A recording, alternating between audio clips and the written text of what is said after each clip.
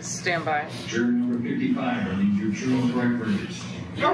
Don't look confused. Jury number 79, are these your true and correct verdicts?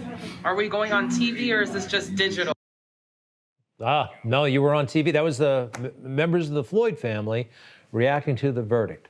Now, Nancy Pelosi had another reaction, kind of bizarre, and we know Nancy is a little bit nuts, but she seemed to be thanking George Floyd for, well, dying.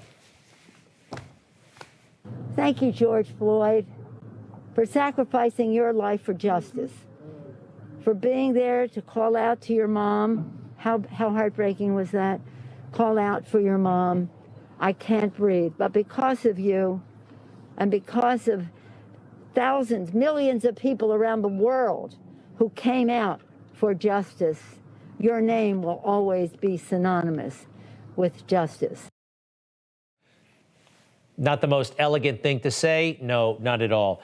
Well, I'd like to talk to Jack Brewer, one of the most thoughtful people in America on the issues of the day, former NFL player, chair of the America First Policy Institute and Center for Opportunity Now. Welcome back, Jack. How are you?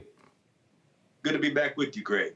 So listen, my position is this. I don't have a quarrel with the verdict. I didn't hear all the evidence. I saw the tape, looked pretty bad, but then I heard some evidence that may be exculpatory, maybe not. But I do object to how this case has been exploited and used, particularly by the Democrats. That's where I'm coming from. How about you, sir? Yeah, I mean, I think that wraps it up. I mean, when you look at someone sitting on a person's neck, I mean, that goes to humanity, right? I mean, I don't know what this cop was thinking. I think he tainted, just like your father so eloquently said, he tainted the perspective for a lot of police officers. And that's something that's going to have to be worked on. You know, those relationships. I served for a couple of years as a national spokesman for the police athletic leagues. And so when these type of things happen, it just fuels the flames. But you're exactly right to exploit this in that way. And what I really don't like is the fact that people try to put every situation into the same bucket. That's dangerous. It's dangerous for a lot of reasons, and particularly for a situation like this, you have the Floyd family right now. This family has always talked and been about peace, but folks took to the streets anyway. And, you know, to see them rejoice after this verdict, that makes me feel good.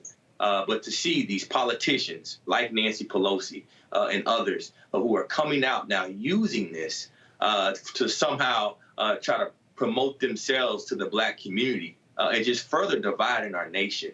I'm happy about this verdict. I think it was no question that he was going to be found guilty. I think that's why they went in with the top charge being the second-degree murder charge. I think if they had gone the first-degree murder, it would have been a much more difficult case to prove. But, you know, I think hopefully justice has come about today. I hope that from here we can move forward and start really healing and stop joining and grouping up every scenario that happens between a black man and a police officer.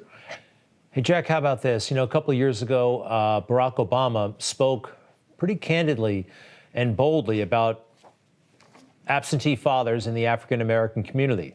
It's an issue that plagues all communities, but more so in the African-American community and other communities of color. He was slapped around for that pretty good by the left, and he never brought it up much after that. Do you think the country is ready for a full and honest discussion about that matter? They're going to have to be. I know folks like myself and many others are going to demand that we have this conversation. I like to have this conversation anytime I talk about any issue dealing with African-American men, because when you look at it, you know, when you see that, you know, you're 20 times more likely to have a run-in with the police officer if you're fatherless, then you have to talk about these issues anytime you talk about an issue that's negatively affecting African-Americans and particularly African-American men. I want to have that conversation. I don't want to sit back here, even though this verdict is something that I agree with. I don't want to sit around and act like we've made some huge stride towards, you know, justice for all and equality for all. Because for me, equality means equality in education, equality in opportunity, and it means really getting to the root cause of every issue that we see, not just race baiting and lighting up flames. And so this is the time to have that conversation. Why do we have so many run-ins between law enforcement and African-American men? Why do we have so many African-American men shooting at each other? Why do we have over 2 million African-American men that have gone in and out of our prison system in the last 20 years? Those are the type of conversations that I want to have.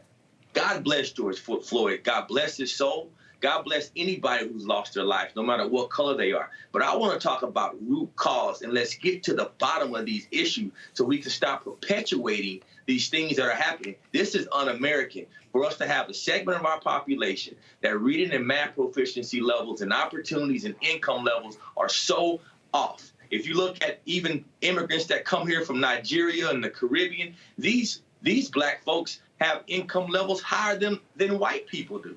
And so why is that? Let's get to the root cause of that instead of going into the streets protesting every time a white man kills a black man or a white cop kills a black cop. I want to talk about when anybody dies, how can we stop all of the onslaught of killing that's going on in our inner cities? I want to have that conversation, Greg.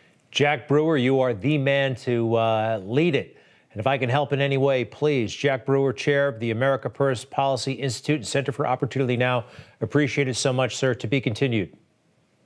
God bless you. God bless America. God bless the Floyd family and everybody. Let's lock hands and pray over our nation so we can heal this divide. We are one blood, like the Bible says. Love it. Thank you. Thank you so much. Hey, a moment ago, you saw some pictures. Let's put them back up on the screen. This is live in New York City, a protest. And I got to tell you something. This is my neighborhood, and a lot of folks will look at this and say, well, it's peaceful. Great. Well, guess what? They're taking over the entire street. This is the thing, you know, just because you can't drive down that street right now. And some might think that's really righteous until it comes by your house a couple of times a month. And the mayor here just allows that to happen. Could have been a lot more intense, though, had the situation been different in Minneapolis, different verdicts. Yeah, that's officially a peaceful protest. Oh, it's also an illegal one. Hey, what happens if you have to go to the end? You see the cars on that street on the right there? They can't go anywhere. You know, you're just going to have to wait until they have their moment. Not good. Not fair. Be right back.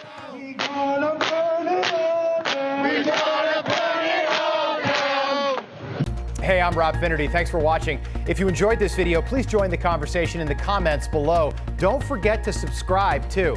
Hit the bell icon to be alerted to breaking news. And remember, there's a whole lot more on Newsmax TV, America's fastest growing cable news network.